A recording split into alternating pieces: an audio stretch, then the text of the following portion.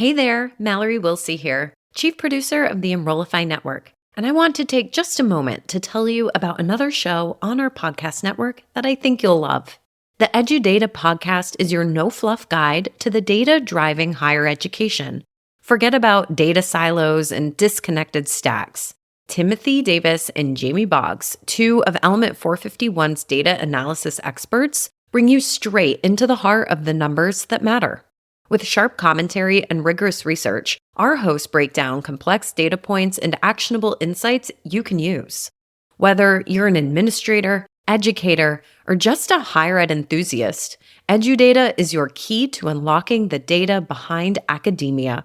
New episodes drop every Friday morning, and you can subscribe to the show by visiting podcast.enrollify.org or just search the EduData podcast wherever you get your podcasts.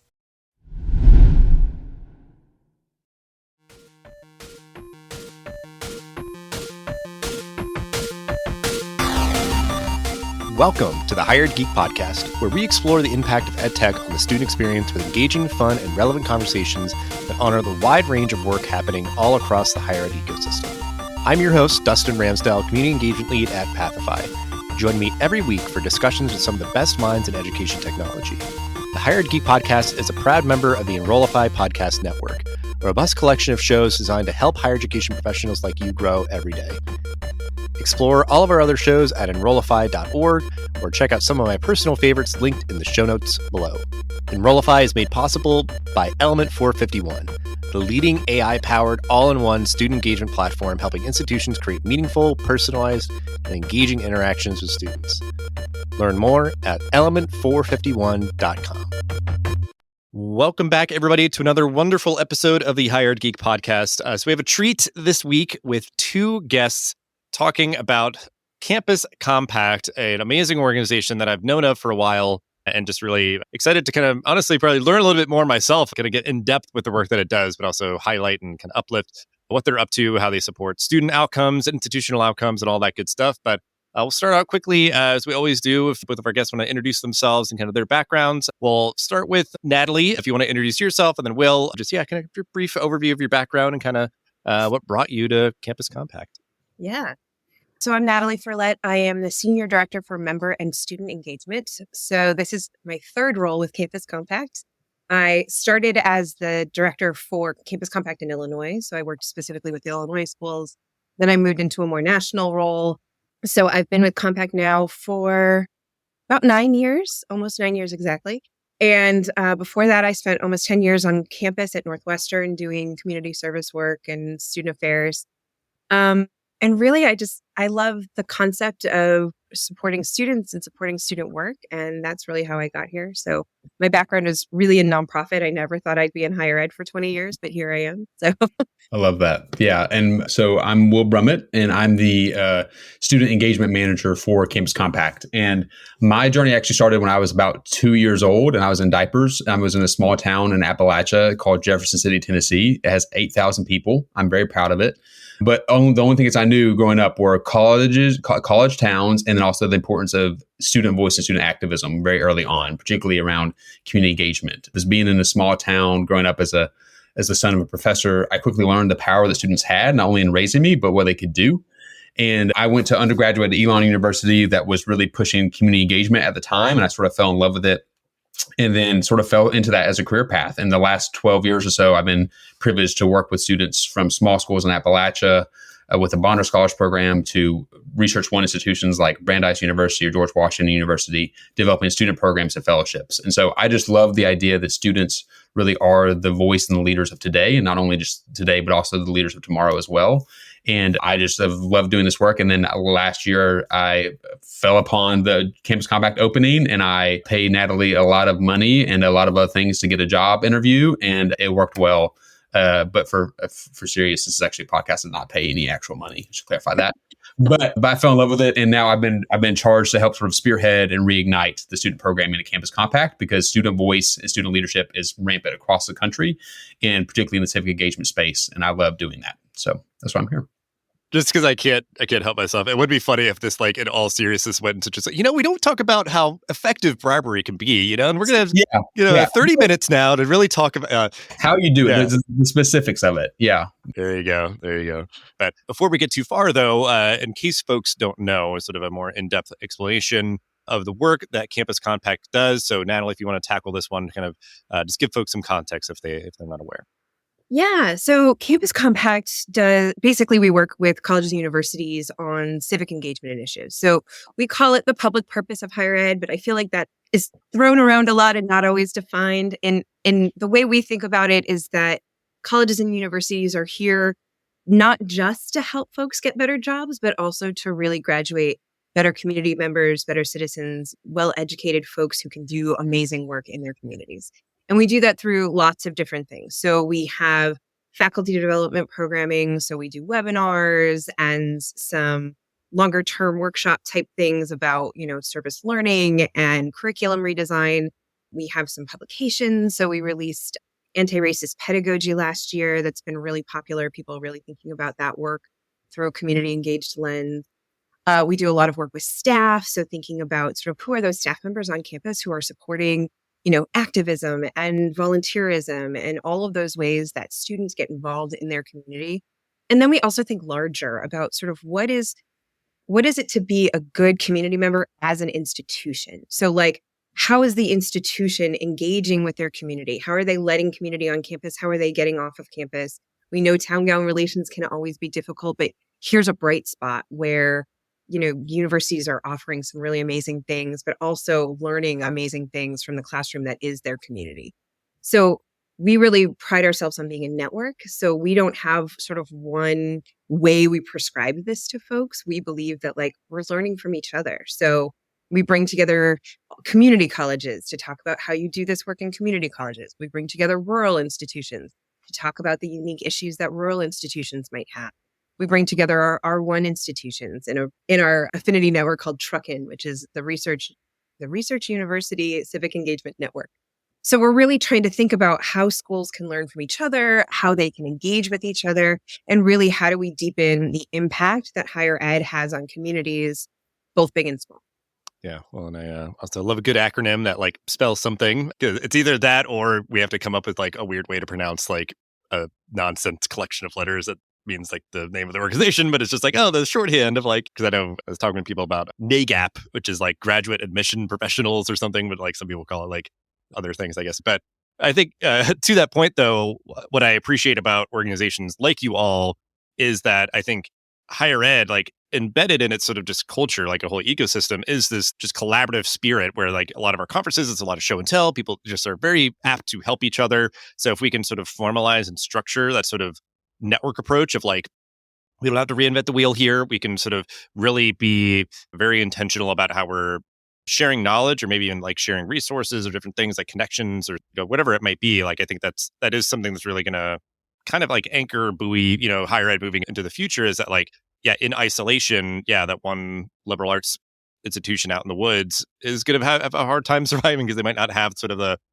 insights into effective strategies or connections with other organizations that could help them or something. But yeah, I mean, just any institution, like you said, and certainly just recording this May 2024, I'll just make passing acknowledgement of just it very much is a reflection of those sort of the necessity and importance of the town and gown relations, given the campus protests that are going on. And, institutions are canceling commencements and stuff just because they're sort of facing this blowback. And I feel that to me almost is a reflection of okay, you don't seem to know how to respond to this, or you haven't had built up maybe the capital to sort of endure sort of the scrutiny that you're facing in this moment. You're just kind of giving up and just being all right, we're just pulling back and we're just not even showing up or engaging in this conversation in any public or substantive way. But regardless, I think, I want to give some more focus and sort of emphasis on this point of why this work is important and sort of the positive impacts it can have for both students and institutions. So we'll break this apart. We'll start with you, Will, to talk about the positive impacts of your work for students.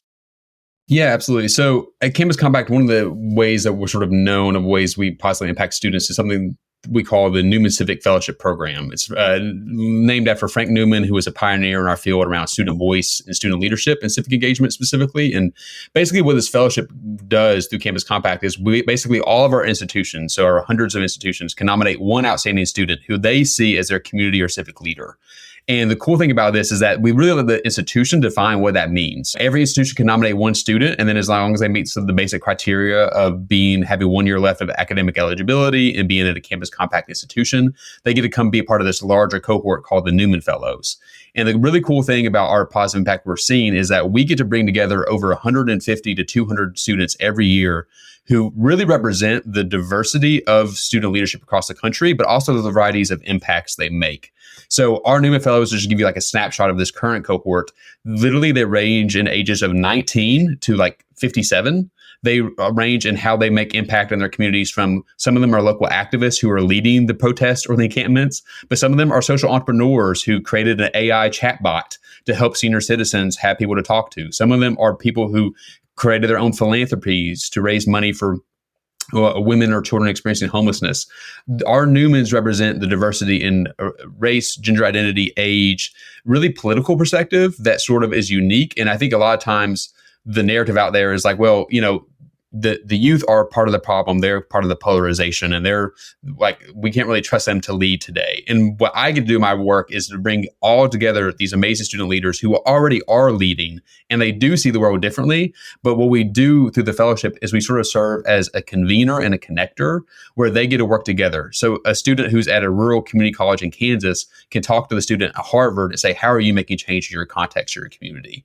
And that energy, that connection piece that we provide through the fellowship, I think is really rare, but also increasingly important in today's sort of civic engagement world, when a lot of the narratives that we're being seen on TV or in the media are that students are either extremely unruly and unorganized and they're too immature, or they're too polarized and don't know how to have conversation. And I think through the fellowship program, the positive impact we're seeing is actually students know how to connect with one another. Students know how to create change in their local communities or on their campuses. And students have a deep care for themselves and their community and want to do this work for the long haul. So at Campus Compact, we're trying to how do we create more spaces to lift up that narrative, to help students find each other and help support them as they create change on their campus, whether it be a small community college or that college in the liberal arts college in the woods or that large university in downtown DC. So that's sort of what we're doing a little bit through the fellowship program, and we're trying to do with our larger student programming at Campus Compact. Yeah, I think just it's very powerful, I guess, to hear how you all are sort of framing it. And then I guess just like the diversity of ways that, like you're saying, that you may engage with an institution, but certainly like all the types of students that could come in, because it could be that idea of like, well, I don't know if that one archetype of student that I assume is supposed to be a Newman Fellow, like we maybe don't have that on our campus or whatnot. It's like it can really pull in a lot of different people that just kind of are looking to work for the social good. And, and there's certainly a number of ways to do that. But I think for me, what resonates a lot is that a tried and true outcome of higher education is like, sure, a lot of people go into college hoping to get a good gainfully employing job at the other end. It's like, yep. And that is definitely something that can happen. And other people, it's like, well, we shouldn't be just job factories. We should be building better people. And it's like, totally agree. But like, I think on both fronts, that ability to help students, especially like first generation and other like, underrepresented backgrounds, build social capital. And I would imagine like Newman Fellows, like that's like huge outcome of that, of like, certainly it could be like, oh, we're helping each other do advocacy on our campuses or this, that, the other. But it's like, those are the people that you would go to as you like begin your careers. Like that idea of like, oh yeah, I know somebody, I'm trying to start something, or I need a job. So I'm going to reach out to these people and they know me and know what I care about, know the work that I have done. And so I guess like, as like a brief follow-up, Will, like, do you see something like that as like, just like a powerful driver of like how you might sort of be like, hey, you should do this. And this is why, like, if you're trying to like recruit students, or if you're, trying to think about leveraging to impact sort of student outcomes, do you see that sort of social capital piece, I guess, is like a big part of it? Yeah. I mean, I can tell you a little bit even from the data and the research we've done on the Newman Fellows since I've come in. I can tell you like the number one outcome that students feel the most from the experience is that social capital piece, that feeling that I'm no longer alone. I have people who care about, who look like me from my diverse background or have the same area of interest as me, or have the same lived experience as I do. And I'm no longer alone in me wanting to feel like I'm creating change in this area. And that's a huge thing we're seeing in we measure our students' abilities in terms of like their own self-efficacy, their own civic identity, and how that sort of grows through the fellowship. And I would just sort of also point people to that, like, these things are also not separate. Like the idea of wanting to prepare students for jobs and do civic engagement, I think too often it seems like an extra thing. It's like, well, that's great, but you need to do job training. And if you can do some community service, that's wonderful too. But really, if you look at like the studies, like Ashley Finley from the AAC did a really good study on the effects of community engagement on college students. And it increases not only like their academic performance, their retention, their community building, but also their sort of emotional maturity,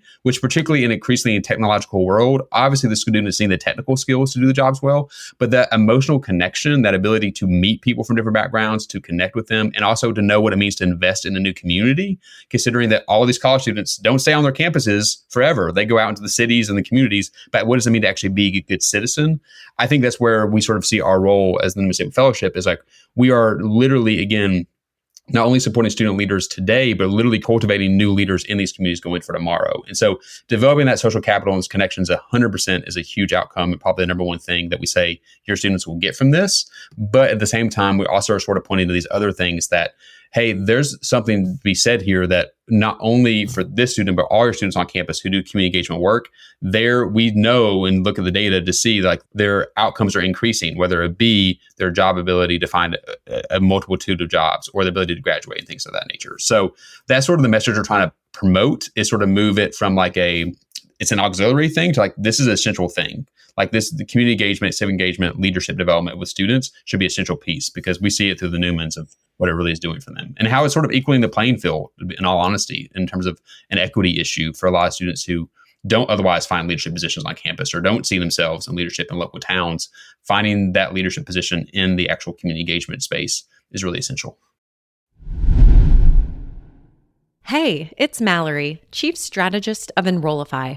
Why travel far when an exceptional higher ed conference experience awaits from the comfort of your campus or home office? I'm thrilled to announce that every single session at the 2024 Engage Summit will be live streamed. And the best part? Registration is free. Many of your favorite Enrollify creators are presenting. Maya Demishkovich and Jenny Lee Fowler will teach you how to craft an AI-powered social media influencer strategy. Jamie Hunt will help you unlock the AI revolution in your team. And Shane Baglini and Allison Tercio are teaming up to boost your productivity with generative AI. Plan out your dream conference by scoping out the agenda and taking note of the sessions you want to tune in for. Visit engage.element451.com and register yourself and your team for free today. Now, back to the show. Yeah, and there's certainly that idea of like the personal growth, the social, like I can make them sort of like a better student, just in the sense of like it's connecting things that maybe they're learning in the classroom into, the world outside. And so I think there's like an alternate universe version of this where like this exists completely outside of like an institutional context, like a student just pursues it on their own and they're, trying to find this sort of community, whatever. Like I think there is an importance that this is like deeply connected to the students' like institutional experience and the institution itself and everything. So, say an institution is considering like, I think we should be integrating, this sort of civic engagement piece more into our curriculum, and at least as an option for students outside the classroom. Like, what are the positive impacts of doing this type of work for an institution? Yeah. Well, I mean, I think there's a lot that institutions can do beyond just the like town gown issues and like, just better understanding of community, but also like, I mentioned before, like community is classroom, right? There is so much that students can learn outside of the actual classroom that then they can apply to the work they're doing in the classroom. And having those access points in their community are so helpful, not just, for the community members who are doing the projects, but also for the students. It's not just emotional maturity, it's right. Like sometimes your nonprofit, your volunteer experience is where you, learn to talk to adults, right? Or where you learn how to type better, or where you learn how to stamp an envelope, because so many people don't know how to do that anymore, right? Like there are actual like skills that you learn and you're doing something good. And I think some of the best examples are things like when a community college has an auto shop and they have their students work on cars for new immigrants who don't have the money to pay for, auto repairs, right? Like really connecting those pieces of the work that they do to community that might need their support. And there's ways to do that in every discipline. And I think that's one of the things that's hard for people to always understand is that this is not just liberal arts. This is not just, social sciences. Like anybody can do this, right? Particularly right now, we see a lot of the STEM folks doing this work in climate change, doing this work in medicine, really understanding how to connect community to all disciplines, I think is really important.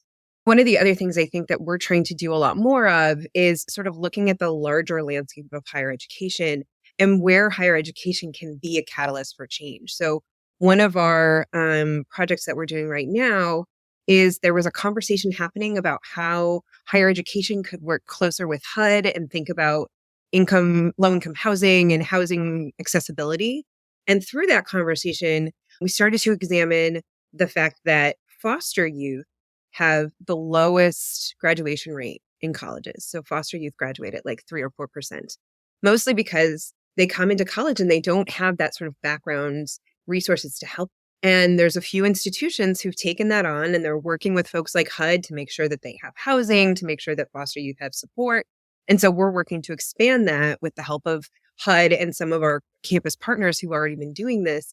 So really thinking about who are those folks like that can benefit from higher ed in ways that we haven't thought about before and that we really should be thinking about.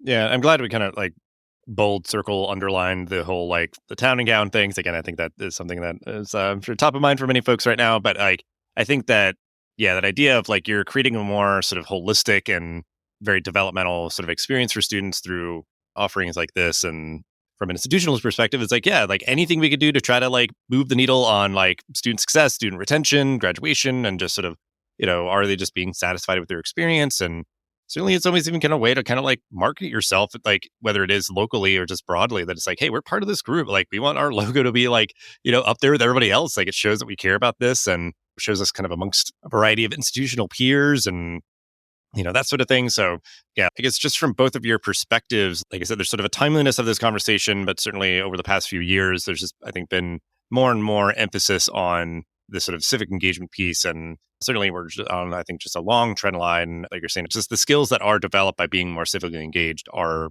highly relevant, only going to become more relevant as we have an increasingly automated world, but for Campus Compact, given like just whirlwind few years and, the moment we're in and, looking ahead, I guess, to the near future, how do you see the organization adapting to this moment? Because it seems like maybe they could be like, oh, finally, like we're kind of, maybe getting like overdue sort of appreciation here. But like, we'll start with you, Will, on this. But like, just seeing the sort of like adaptation, I guess, of just like how Campus Compact has sort of evolved given just like what's been happening in the world. Yeah, no, I think that's a great question. So I think one of the things that we're doing that I sort of lift up, so I think it's an important practice, is that we're trying to center student voice now in every single thing that we're doing. So a good example of this is being that, again, as I said, I've been doing this for about 10 to 12 years, and I started off as an undergraduate and graduate student, like very involved.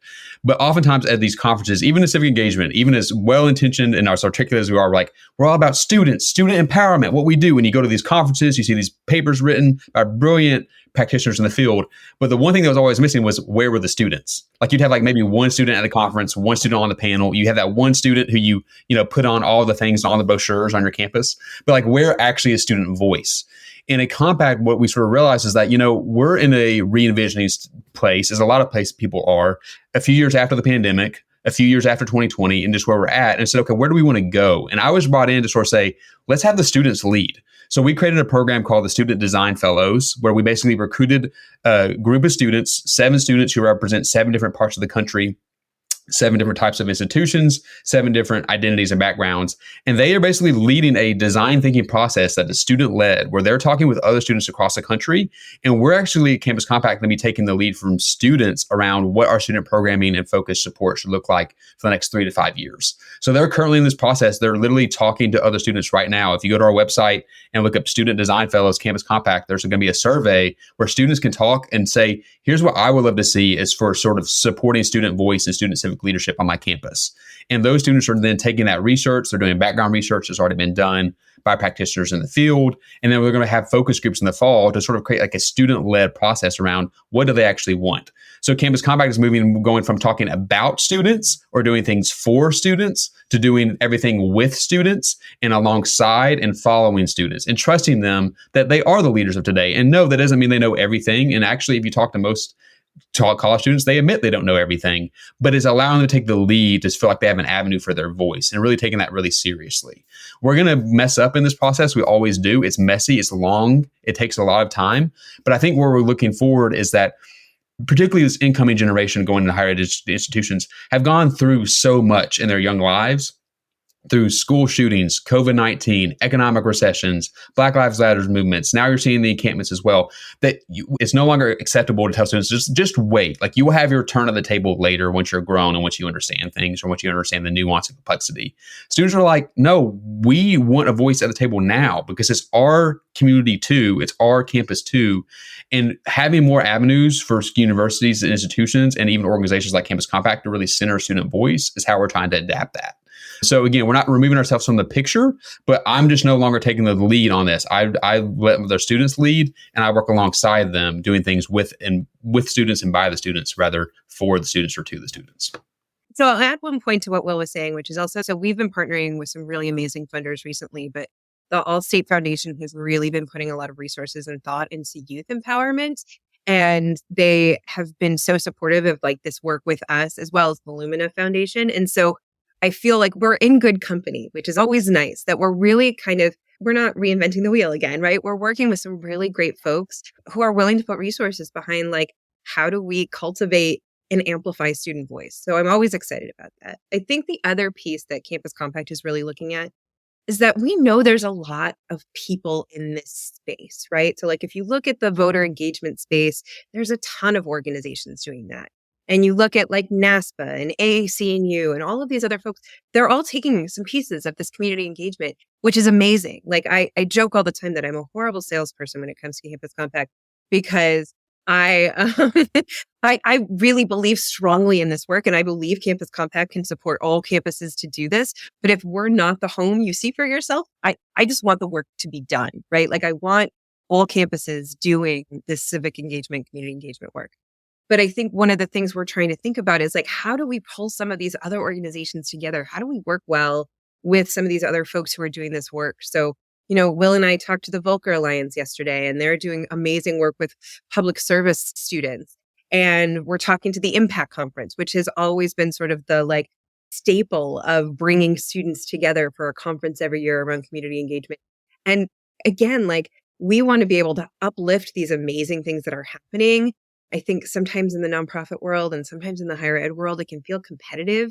We're not in the space to be competitive. We want to uplift everything that everyone else is doing and support it and bring tons of people to the table, because we know that community engagement is work that needs to happen at all levels. And so if somebody's finding their home in this and doing work with impact because they really want to be on the ground with students, that's amazing. And how do we help them find that space? So, you know, I think we've really been thinking a lot about who are we as a convener of conveners, and like, how do we create space for all of these great organizations to, you know, be in front of our large audience of institutions? Yeah, I guess it's just trying to like harness that momentum or that acknowledgement, I guess, of like you said, it's like there's a lot of folks coming at this from different angles, and let's not, I guess, see them as like purely competitors. And sometimes like the competition can be good, but it's also just like I said, it's like, I think education, I guess certainly this space as well, like that idea where it's like rising tide lifts all ships. Like if we have more educated people, more civically engaged people, we all benefit as a society. So let's not like, you know, try to like cut each other off at the knees kind of thing and be like, oh, it's going to get me ahead because like you're going to be like left back. So glad to hear that. And as we wind down, I'll give you both an opportunity. We can start with you, Will. Just advice that you would give from your kind of vantage point, advice to other higher ed leaders right now to kind of try to meet this moment. I think just building off the student voice piece, what we're definitely seeing right now is that it's really important for higher ed leaders to think critically and examine honestly, what are the genuine avenues for student voice and student power on your campus? What does that look like?